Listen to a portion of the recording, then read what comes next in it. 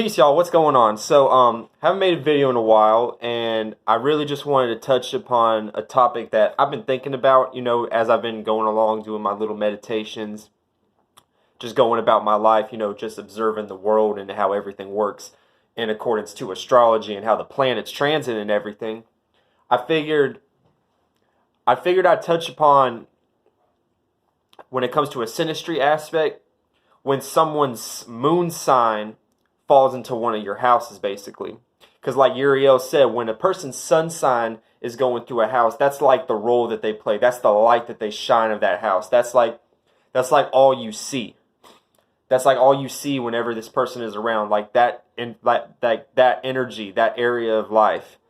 If it's the second house, all you're gonna see is like what you need to value. All you're gonna see is materialistic kind of shit.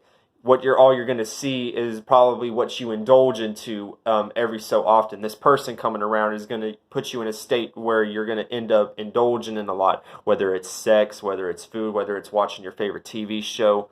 Well, that's more so the fifth house, but that's basically the basic general foundation when it comes to a sun sign. It's just like if someone's sun sign falls into your first house, since the sun is exalted in the first house already, this person, they can end up being, a real personal person to you well, this is going more towards what the moon actually represents, but with the sun there, this could create some sort of like competition, basically, because since the light is this person's sun being in that house, that means they automatically are shining bright in that area of your life.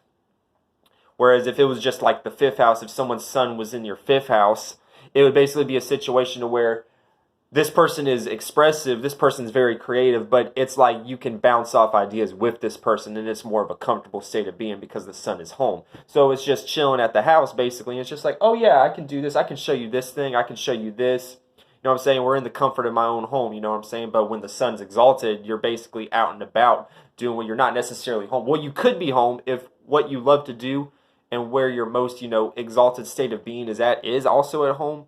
That could just play into a whole bunch of different factors, basically. But basically, I just wanted to touch upon the moon and how it plays through your the different houses. Now, the first house. When someone's moon falls into your first house, okay, so basically the moon, what the moon is going to represent in each house is it's going to represent where the care is. Basically, where your emotional receptivity is going to be, when you're interacting with this person, wherever this person's moon at, and as far as like your house system goes, this is going to be the area of life that this person either feels most comfortable expressing themselves to you for or with, or vice versa. Whenever this person's around, you just have this innate, comfortability to express this particular area of your life to this person. So with the first house and someone's moon falling into your first house, this is going to be a situation to basically where you care, or this person is going to bring a lot of emotional support to you when it comes to your personal issues, your personality, since this is the ascendant house, your passions, because this is, the house that rules Mars in a lot of ways. More so external passions, not so much internal passions like Scorpio, but more so what you can see on the external realm, you know what I'm saying? As far as leading a pack, being passionate about leading the pack, being even passionate about what you got going on as far as music, which is why the first house is right next to the second house, and why the first house is right next to the 12th house, because the 12th house and the second house are a sextile to each other, and these are both musically inclined houses, or just not even musically inclined, just creative houses in general. You have the 12th house, which is Pisces, and Neptune and Jupiter, which is already creating an expansion as far as your, expanding on, the dream world and everything. So, with these experiences with the dream world, you have experiences with creativity, basically. So creativity is kind of ingrained with you when you have a lot of 12th house or Piscean energy. Now, as far as the second house, this is what you're fixated on. You know what I'm saying? These are Venusian aspects that you can, stay firm about, basically. So this is like practicing like an instrument, basically. That's like Taurus energy, second house energy. This is like practicing and putting in the foundation and the effort to actually be good at your craft, basically. Whereas the 12th house is like the initial creative spark of that creativity. The second house is you practicing and molding that creativity to be something, and then the fifth house is basically how you express that in general, basically. Well, that went on. That was a whole different tangent in and of itself. So basically, with someone's moon being in your first house, this person is going to bring a lot of emotional support when it comes to your personality, basically. So if you feel like you have a weird personality, just that sets people off for some reason, even though you're just being yourself, when you're around this person, you can feel comfortable, and this person can be comfortable around you, expressing their personality in a lot of ways, and vice versa. You can basically be yourself. You can basically be yourself around this person, basically, when someone's moon is in your first house. Now, when someone's moon is in your second house, the moon is exalted in the second house, so this could play out in a lot of different situations. I could just think of a good friend of mine that we were friends. We're still associates right now, but I can remember, going out with this person. This person's not sun, but moon was in my second house. And there was a lot of, with this person, they feel comfortable with, taking you out to eat. This person feels comfortable you taking you out to, just to have to have the appreciation of life, basically, if that makes sense. This person could be into, going to concerts a lot. You know what I'm saying? This is that moon being exalted. These are the feelings being exalted. This is the emotional response being exalted, and music plays a lot into that aspect. When a certain song or a certain band that you listen to, when just you being in that state of being while listening to that music, it's going to put you in an exalted state of being. And the moon is like where everything is manifested from. So, and music is vibration anyway. So basically, long story short, with person's moon in your second house, it's going to basically be like this person's going to enjoy, taking it, whatever is related to the five senses, you know what I mean? Like, like I said, going out to eat, whether it's going to a concert, going to listen to some music, whether it's going to a music store, a painting gallery, or whatnot. This person will enjoy, taking you out to go do things like that, anything related with music, this, that, and the third, basically. Now, when someone moon falls into your third house, this person is going to be very comfortable communicating everything with you. And also vice versa. You're going to be very comfortable communicating a lot with this person, basically. And just on a whole lot of different realms. And also, with you could also be comfortable, even if there's people around, basically, like if this person has like a bunch of people like at their house, like you go to their house and this person has a bunch of people at their house, just because this person's moon is in your third house, it's not going to make it a situation to where it's an 11th house energy where these are people that you don't necessarily know, but you can be around these people that you've never met, and it's already going to create a situation where you're comfortable and you can just, be yourself, be your own true state of being, this is why this moon aspect is so important with these house transit, because, like I said, someone's moon being in your third house, it's just going to already create a comfortable state of being to where basically you're just going to be comfortable around this person and, talking as far as communication styles and everything. You're not going to feel like, you're being awkward necessarily. Even if you might actually appear to be awkward or what you're saying is kind of wild and everything, it's still going to be comfortable and you're not going to feel like any anxiety just by even being around this person with their moon being in your third house or the other people that is around them and everything. And don't get it twisted. These can play out negatively too. Everything that I'm mentioning, has a positive and a negative aspect to it as well. Like with the moon being in the first house, yeah, you can be comfortable with your personality, but if you go overboard, if you're too personal, if you get you personally involved with this person, you know what I'm saying? If you slip up, you know what I'm saying? This can make you appear to be fake around other people, basically like, oh, why is this person only expressing personal issues to this person? I'm close to this person too. It's going to create, and then with the second house, the moon being in the second house, it could be overindulgent. You're going out to eat too much to where you get sick and you feel like you're unhealthy and you need to, reconcile that whole thing, or, with the moon is in not the moon. Well, yeah, the moon is exalted in the second house, so that's already by default going to create a situation, like Uriel says, when a planet is exalted, it's already going to create a circumstance to where you could be worn out. So that shit, you got to take all these into consideration, basically. Now, if someone's moon is in your fourth house, now this is a really, really, really, really intense placement, because my closest friend, actually, their moon is in my fourth house, basically. Even though I don't know the exact date and time that this person was born, I could just feel from the energy right off the get-go that this person's moon is in my fourth house. And basically what this is, this person is automatically a walk-in representation of the Cancer energy, the fourth house energy, the home energy. With this person's moon being your fourth house, this person could get you comfortable into domestic issues. If you never cleaned in your house, if your parents never taught you really how to clean up and everything like that, because you were spoiled and everything. I mean, I can speak on this myself. I mean, I'm not ashamed to really explain how I was really brought up, but I mean, my parents were trying to give me like a life to where I guess I didn't have to work so much. They would do so much of the work that, it kind of stunted my growth as far as, shit to do around the house and everything. But with my good friend, with her moon sliding into my fourth house, and this is just in general, you can learn how to, take care of the house. You can learn how to really, watch children a lot. And now that's more so the fifth house, but children are related to the home as well. You can learn how to just take care of rear children in general as a male or a female, basically. You know what I'm saying? And this could play out negatively too. Y'all could have domestic arguments a lot. Because the moon being here, it's home, you know what I'm saying? So anything could really happen. It's not so much a situation to where you're over tipping, the situation to where, it's an extreme moment. It can, but you really have to push it to that level because the moon is so comfortable here and everything. So yeah, this person with the moon in the fourth house, this person can be very moody and everything like that. They can make you really moody. It's just a lot of different circumstances when someone's moon is in your fourth house. Now, when someone's moon is in your fifth house, now I have moon in the fifth house naturally. So when someone's moon falls into your fifth house, this is going to create a situation to where you're already comfortable expressing yourself, like truly, like really be. This is kind of like how the moon is in the first house, but that could play out in an extreme way too because the sun is exalted there.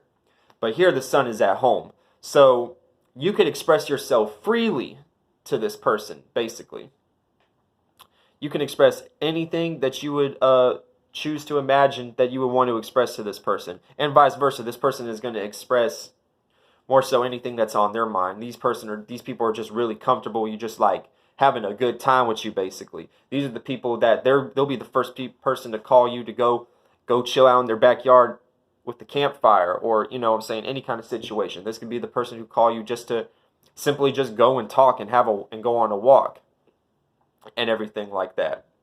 And it's not so much with the moon being in the third house where it's just any kind of conversation and you're just comfortable with it. Because this person with moon in third house can be the most unexpressive person in the world. So when someone's moon being in your fifth house, it's basically just going to be, a lot of comfortable situations with just expressing yourself in general. You see what I'm saying? Now, and sorry if I'm kind of going fast. This is kind of just like an improvisational kind of video, I've just been thinking about, the moon going through your houses, you know what I'm saying? I haven't seen a lot of people really make videos about the moon going through the house system and like that. I give a lot of, respect and, my influence from Uriel, just from the way he breaks down astrology and just the houses and the signs in general, to really come up with my own conclusions of how these different energies transit through your houses and everything. Now, when someone's moon is in your sixth house, when someone's moon is in your sixth house, this is going to be a person who's very comfortable being at work with you or working on something with you, basically like that.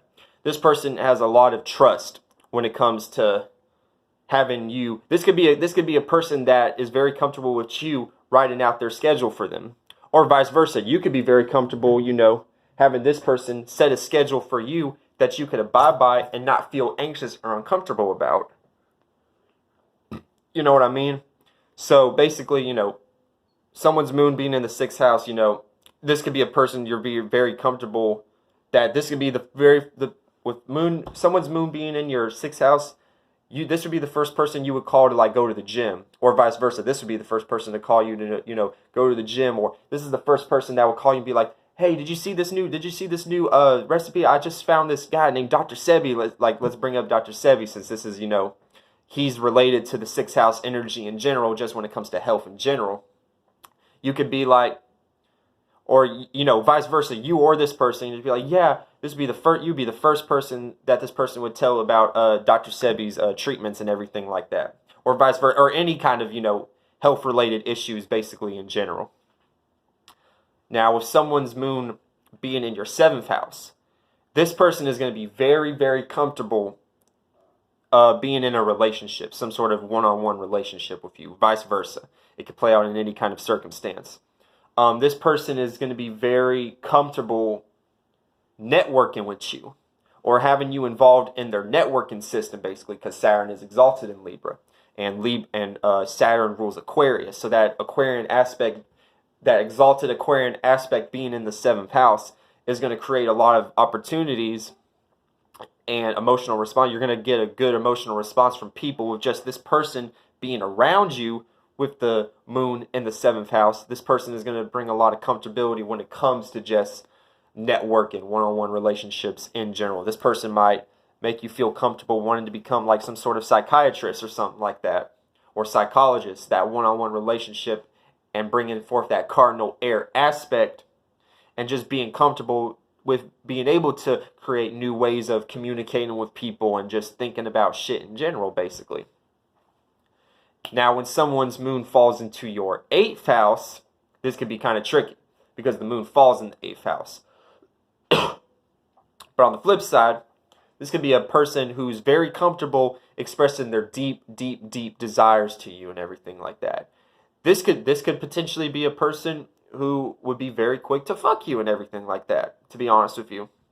This would be a person who's quick to really pour out their emotional weight to you. Not necessarily onto you. Now, they can put it on you and make it feel like it's a burden, basically, since the moon is, fallen here, and it makes it to where the moon can't react all the way fully like it should, like if it was in the 4th or the 2nd house. But this person could create a situation where it's a murky situation. You know what I'm saying? This person could throw wolves over your eyes and everything. This person could be very manipulative. That's what I'm saying. Since this is the fallen state of the moon, this is the potential for, even though all the moon transits could have a positive and a negative, this can, if you're not careful and you really don't know what you're doing with these energies, this could really just go off the fucking deep end and go way down south with these situations. This person, you might do some with this person that you didn't know, that this person's moon being in your 8th house was gonna tick them off, basically, and you do something, and it's really extreme when it happens, but it has to be like a period of time. It's like a build-up almost. So yeah, when a person's moon is in your 8th house, this can be really tricky. Now, when someone's moon is in your 9th house, this is going to be the person who's very comfortable expressing situations about like God and the Most High, and traveling, and other cultures and everything like that. This person basically is going to be, you're going to be very comfortable, talking about all kinds of cultures and everything to this person. This is going to be the first person that would call you or have an emotional response to, let's say they discovered like a culture in India, or just they got into Indian culture, or Kemetic culture, or Greek culture. It could be any kind of culture, anything that's not related to what 3rd house energy is as far as what you're related to. So this would be like speaking English, living in America. And from our perspective, from my perspective, that would be that situation. That's the 3rd house. But with someone's moon being in your 9th house, this is going to be a situation where you feel comfortable, going places with this person. You don't really necessarily feel too emotionally unstable. Now, this is if it's a good person, like a good moon in your 9th house spirit. It's going to be a situation where you're going to feel like you can go anywhere with this person, and it could be like a last minute situation. Even if it was a last minute situation, you would still feel comfortable going with this person. And on the negative side, this could be a person who, if their spirit is not in check, the minute this person asks you to want to go somewhere, you'd be like, yeah, no, you already think of all the negative shit that could possibly happen with going with this person's who has their moon in your 9th house. It can play into a lot of different situations. Now, if someone's moon is in your 10th house, this is not as bad as someone's moon being in your 8th house, but it's still detrimented. So it's not really at its fullest capacity with someone's moon being in your 10th house. But this is also going to be a person that you feel very comfortable sharing your status with and everything like that. This is going to be a person that you feel comfortable. Like if I had a person with the moon in the 10th house with me right now, this would probably be a person I feel comfortable having next to me right now and, you know, broadcast to you on YouTube. Basically what I wanted to talk about, basically like that. Even if this person isn't into this kind of shit, that could be on the negative end. You know, if this person is next to me and I wanted to broadcast and they have a negative thing to say about it. But if it's a positive spirit, then this person may have to work, since the moon is at a place where it has to work at. This person may have to work to really care about the shit that I'm broadcasting with. But if they're a positive enough spirit, it's going to play out in a positive situation. But this is, like I said, it's not even just broadcasting, just how you're seen in general. With this person being around you at all times, this person being around you is just, you'll be seen in a certain way, basically. Not so much like the sun, like being seen, but like how people emotionally respond to you in general, because we're talking about the moon being in the 10th house. Now, when someone's moon is in your 11th house, it kind of plays out like the 10th house a little bit because that Saturnian energy is still there. But it plays out as an inconjunction to the 4th house, which is where the moon rules. So, when someone's moon falls into your 11th house, this could be a person that you feel very comfortable accepting new people that this person brings to you. And vice versa. This person can be very comfortable with the new people that you bring to their life, that you bring to their circle. That's that Aquarian energy, you know, having packs, having circles. This is basically a situation where you're just comfortable whenever this person is around. Vice versa, there's just a comfortability with like the group that you're resonating. You just automatically resonate with the groups that they bring around. And vice versa, they resonate with the groups that you bring around. So there's already a comfortability, and since the comfortability level is already there, and it can create a misunderstanding because of that in conjunction alignment that I was talking about. But basically it's just going to be hold on one second.